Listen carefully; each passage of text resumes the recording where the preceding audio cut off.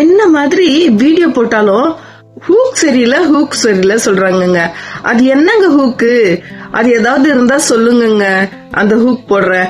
என்ன சொன்னா நீங்க நின்று கேப்பீங்க ஸ்டோரி, அதையும் கொஞ்சம் கமெண்ட்ல சொல்லுங்க சரிங்களா? நல்ல நல்ல மெசேஜா என்கிட்ட சொல்றாங்க, அத சொல்றேன்.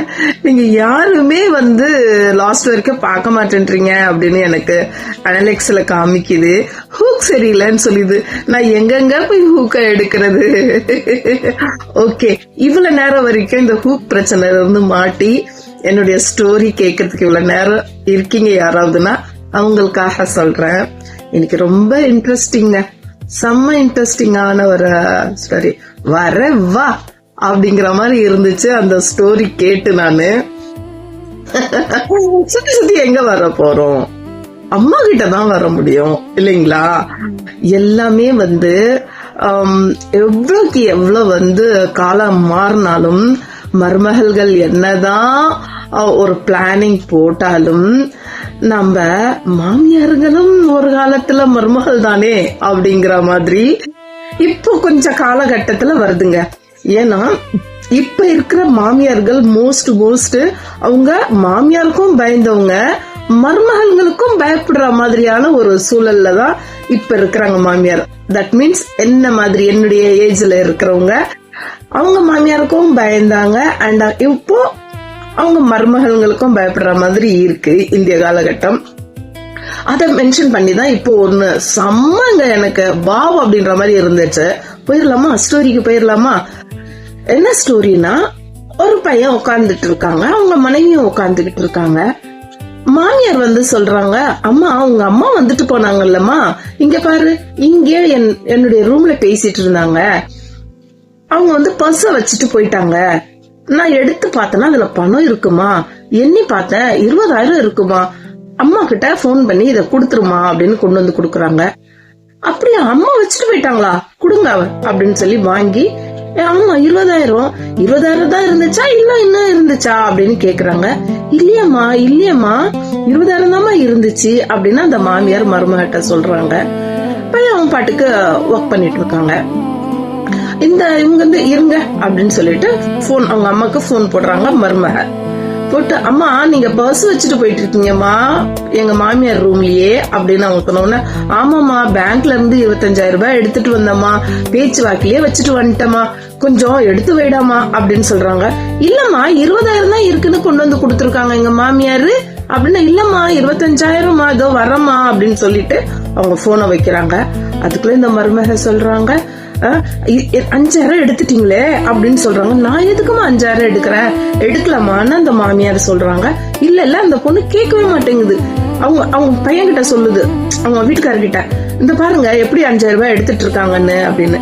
அப்படி என்ன அம்மா, ஏமா உனக்கு தானே காசு குடுக்கறேனம்மா அப்படின்னு சொல்றாங்க. என்னடா நீயும் உங்க கூட சேர்ந்துட்டு சொல்றேன்னா மாமியாரும் வந்துட்டு சொல்றாங்க, இல்ல 25,000 தான் நான் வச்சிருந்தேன் அப்படின்னு சொல்றாங்க. இந்த பையன், அம்மா நான் தான் உங்ககிட்ட தானம்மா எல்லா காசும் குடுக்கறேன், உங்க மாத்திரை மருந்தும் வாங்கி குடுக்கறேன், உங்களுக்கு எக்ஸ்ட்ரா காசும் நான் குடுக்கறேன், அப்ப கூட எதுக்குமா இந்த மாதிரி எடுத்தீங்க அப்படின்னு அந்த மாமியாருக்கு ரொம்ப டென்ஷன் ஆயிடுச்சு. அவங்க சொல்றாங்க, ஆமா மாப்பிள்ள, உங்க அம்மா பாருங்க, நான் இங்க இப்போ ஒரு வாரம் தங்கிட்டு போனேன்ல, அப்ப கூட நான் பார்த்தேன் மாப்பிள்ள, என் பொண்ணு டீ போடு, சூடா சாதம் சுட போய் என் பிள்ளைக்கு அப்படிதான் பிடிக்கும் அப்படின்னு சொல்லிட்டு அப்படி வேலை வாங்குறாங்க. அப்பப்ப காலமுக்கு சொல்றாங்க, இந்த மாதிரி எல்லாம் வேலை வாங்கிட்டே இருக்கிறாங்க. பாத்தீங்களா, இப்போ பணத்துல வேற கைய வச்சுட்டாங்க. இன்னும் கொஞ்ச நாள் போச்சுன்னா நான் அவ்வளவு நகை போட்டு என் பொண்ணுக்கு கல்யாணம் பண்ணி கொடுத்திருக்கேனே, அதெல்லாம் கூட எடுத்துப்பாங்க உங்க அம்மா அப்படிங்கிற மாதிரி எல்லாம் பேசுறாங்க. இந்த பையன், அம்மா ஏமா இவங்க 2 பேரும் எதிர்க்க எப்படி கேவலப்படுத்திட்டேன், ஏமா இல்லப்பா இல்ல செல்லம், நான் எடுக்கலடா, நான் எதுக்குடா எடுக்கிறேன், என்கிட்ட இல்லாததாடா, நான் இந்த 5,000 எடுத்த என்னடா ராசா பண்ண போறேன், என்கிட்ட இவ்வளவு பணம் இருக்கேடா பேங்க்ல அப்படின்னு சொல்றாங்க. அப்ப கூட அம்மா நான் அப்பனா நீங்க ஒருத்தவங்க சொல்றதுதான் சரியா, இவங்க 2 பேரும் சொல்றது சரி இல்லையா? அப்ப எங்க மாமியார் போய் சொல்றாங்களா, என்னுடைய மனைவி போய் சொல்றாங்களா? கேளுங்க, அப்படி கேளுங்க, இப்பெல்லாம் வேண்டாங்க. இப்ப என்ன, இந்த மாதிரி திருடுறவங்க இந்த மாதிரி பண்றவங்க கிட்ட எல்லாம் என்னால இருக்க முடியாதுங்க. அவங்க முதல்ல இங்க இருந்து அனுப்புங்க, அவங்க ஊருக்கே போகட்டும், இல்லையா ஆசிரமத்துல கொண்டு போய் விடுங்க அப்படின்னு சொல்றாங்க. இவங்களுக்கு ஒரு மாதிரி ஆயிருச்சு. அப்படியா, தப்பு பண்றவங்கள அனுப்பிடணுமா, இங்க வைக்க கூடாதா அப்படின்னு அந்த பையன் கேக்குறான். ஆமாங்க, இன்னைக்கு இது எடுத்தவங்க நாளைக்கு என்னங்க பண்ண மாட்டாங்க, வாயை திறந்தா பொய்யா சொல்றாங்கங்க அப்படின்னு சொல்றாங்க. அப்படியா அப்படி சொல்லிட்டு அந்த பையன் சொல்றான், அப்படி தப்பு பண்ணவங்க வெளியில போகணும்னா முதல்ல நீ கிளம்பு இங்க இருந்து அப்படின்னு சொல்றான். என்னங்க என்ன கிளம்பு சொல்றீங்க அப்படின்னு, இந்த வீடியோ பாரு அப்படின்னு அந்த பையன் காமிக்கிறான் தன்னுடைய மனைவியோ மாமியார்கிட்ட. அப்போ என்ன அங்க நடக்குதுன்னா, இந்த பொண்ணு அங்க பாத்திரம் விளக்கிட்டு உட்காந்துருக்காங்க. அப்போ அவங்க அம்மா பேசுறாங்க, எங்க உன் மாமியார் அப்படின்னு கேக்குறாங்க. அப்போ இந்த அம்மா வாக்கிங் போயிட்டு உள்ள வராங்க. அவங்க பேசிட்டு இருந்ததை கேட்குறாங்க. சடனாக ஃபோன் எடுத்து ரெக்கார்ட் பண்ணுறாங்க, வீடியோ ரெக்கார்டிங் பண்ணுறாங்க. அதில் அவங்க என்ன பேசுகிறாங்கன்னா, இங்கே பார் 20,000 கொண்டு வந்திருக்கேன், இதை நான் மெதுவாக பேசுகிற மாதிரி பேசி உன் மாமியார் ரூமில் வச்சுட்டு வந்துடுறேன். நீ 25,000 தான் இருந்துச்சுன்னு சொல்கிறேன், அவங்க மேலே இந்த மாதிரி நம்ம சொல்லி அவங்கள இங்கேருந்து அனுப்பிடலாம். உன் மாப்பிள்ளை கூட கேனர் தான், சொன்னால் கேட்டுப்பான், நீ சொன்னால் கேட்டுப்பான், ஒரேடியாக இந்த தொல்லையிலேருந்து நீ ஃப்ரீயாக இருக்கலாம். எப்போ பார் ஏதாவது வேலை சொல்லிக்கிட்டே, இது சரியில்லை அது சரியில்லைன்னு குறை சொல்லிக்கிட்டே இருக்கு அப்படின்னா அவங்க 2 பேரும், அம்மா நல்ல ஐடியாமா, அதே மாதிரி பண்ணுங்கம்மா அப்படின்னு 2 பேரும் பேசி இந்த பிளான் பண்ணியிருக்காங்க. இந்த அம்மா ரெக்கார்ட் பண்ணதை உடனே பையனுக்கு அனுப்பிடுறாங்க. பையனும் ஒன்றும் தெரியாத மாதிரி உக்காந்துக்கிட்டாங்க. இவங்க இந்த மாதிரி பண்றாங்க. அப்போ யார் கிளம்பணும்னா யார் கிளம்பணும், நீங்க 2 பேர் தான் கிளம்புங்க இங்க இருந்து. எங்க அம்மா சின்ன குழந்தையில இருந்து எங்களை இவ்வளவு கஷ்டப்பட்டு வளர்த்தாங்க, எங்க அம்மா கையில தான் இது வரைக்குமே நாங்க எல்லாமே கொடுத்துருக்கோம், எங்க அம்மா பேர்ல தான் நான் வீடு வச்சிருக்கேன், எனக்கு தெரியும். எங்க அம்மா வேண்டாம் வேண்டாம்னு சொல்ல இந்த வீடு கூட எங்க அம்மா பேர்ல தான் எழுதி வச்சிருக்கோம், எங்க அப்பா எழுதி வச்சிருக்காங்க. உன்னுடைய இதுல இருக்க போறது கிடையாது எங்க அம்மாவையா நீ சொன்ன அப்படின்னு செம்மையா அந்த பையன் சத்தம் போடுறான். அதுக்கு என்ன சொல்றான், ஆமா நான் உங்க வீட்டுக்கு வந்திருந்தேன், நீங்க உங்க மருமகளை எப்படி பண்றீங்க, எங்க அம்மா என்ன ஒரு வயசான காலத்துல சூடா கேட்பாங்க, அது ஒண்ணு தப்பா அப்படின்னு சொல்லிட்டு நல்லா கேக்குறேன். நீங்க உங்க மருமகளை அவ்வளவு வேலை வாங்குறீங்க, உங்களுக்குன்னா ஒரு நியாயம், உங்க பொண்ணுக்குன்னா ஒரு நியாயமா, நீங்க சொன்ன மாதிரியே நான் சொல்றேன், கூப்பிட்டுட்டு கிளம்பிட்டே இருங்க, இனிமேலுக்கு உங்களுக்கு இந்த வீட்டுல இடம் கிடையாது, கிளம்புங்க இங்க இருந்து அப்படிங்கிறான். அந்த அம்மாவுக்கு ஏமா இதுதான் அவன் நீ மாமியார் மேல வச்சிருந்தது மரியாதை, அப்போ அம்மா அம்மா அம்மி அம்மின்னு சொன்னியே அதெல்லாம் சும்மாவா, வெறும் வேஷமா, இதுவும் ஒரு நல்லதுக்குதாம்மா, ஏன்னா என்னுடைய நல்லா என் கை காலு நல்லா இருக்கும்போதே உன்னை பத்தி எனக்கு நல்லா தெரிஞ்சிருச்சுமா, போதுமா அப்படின்னு அந்த அவங்க மனசு உருகுறாங்க.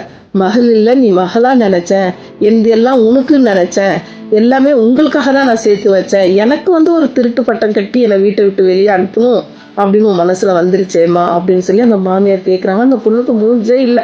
அதுக்குள்ள அந்த மாமியார் சொல்றாங்க, என்னமோ தம்பி மாப்பிள்ள தெரியாம பண்ணிட்டேன் மாப்பிள்ள, இனிமேலுக்கு அந்த மாதிரி பண்ண மாட்டேன் மாப்பிள்ள அப்படின்னா, முடியாது, எங்க அம்மா என்னுடைய சொர்க்கம், அவங்களையே நீங்க இவ்வளவு தூரம் பேச வரும்போது நாளைக்கு என்னைய கூட தான் ஏதாவது ஒண்ணு சொல்லுவீங்க, தேவையே கிடையாது, கிளம்புங்க கூப்பிட்டுக்கிட்டு உங்க பொண்ணை அப்படிங்கிறாரு அந்த தம்பி.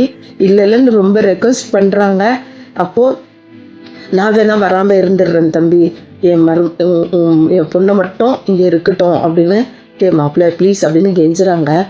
ஏன், ஒரு நல்ல விஷயங்கள் சொல்லி கொடுக்கறது தான் ஒரு தாயின் கடமையா இருக்கணும்.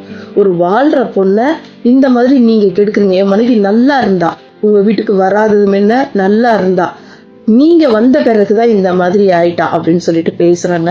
நான் வேணா வராம இருந்துடலன்னு தம்பி, என்னுடைய மகளை மட்டும் அனுப்பிடாதீங்க தம்பி அப்படின்னு சொல்லிட்டு இது பண்றாங்க. ஏன் எங்க அம்மாவை அனுப்பிட்டு நீங்க என்னுடைய பணத்துல வாழணும்னு நினைச்சீங்களான்னு நல்லா அந்த பையன் கேட்டு விடுறான். எப்படி இருக்கு ஸ்டோரி.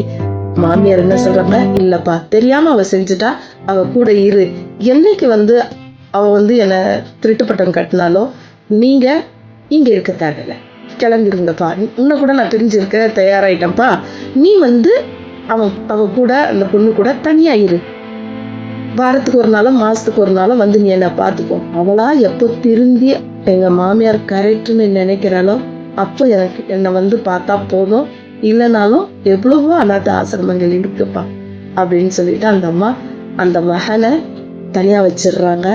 எப்படி இருக்கு, நல்லா இருக்குல்ல ஸ்டோரி. அந்த மாதிரி தான் இப்ப இருக்கிற மாமியாருங்கள். காலம் மாறி போச்சு, மருமகள்கள் கையில தான் இப்ப இருக்கு. இருந்தாலும் நீங்க மனசை தளராதீங்க, வாழ்க்கை வாழ்றதுக்காக தான், வயதானாலும் வாழ்ந்துதானே ஆகணும். வாழ்க்கை என்பது போறதெல்லாம் வாழ்ந்துதானே பார்க்கணும். அது மாமியாராக இருந்தாலும் மருமகளாக இருந்தாலும் வாழ்க்கை என்றது ஒண்ணுதான். அல்லாஹ் ஹபீஸ். இதே மாதிரி நல்ல ஸ்டோரியோட வரேன்.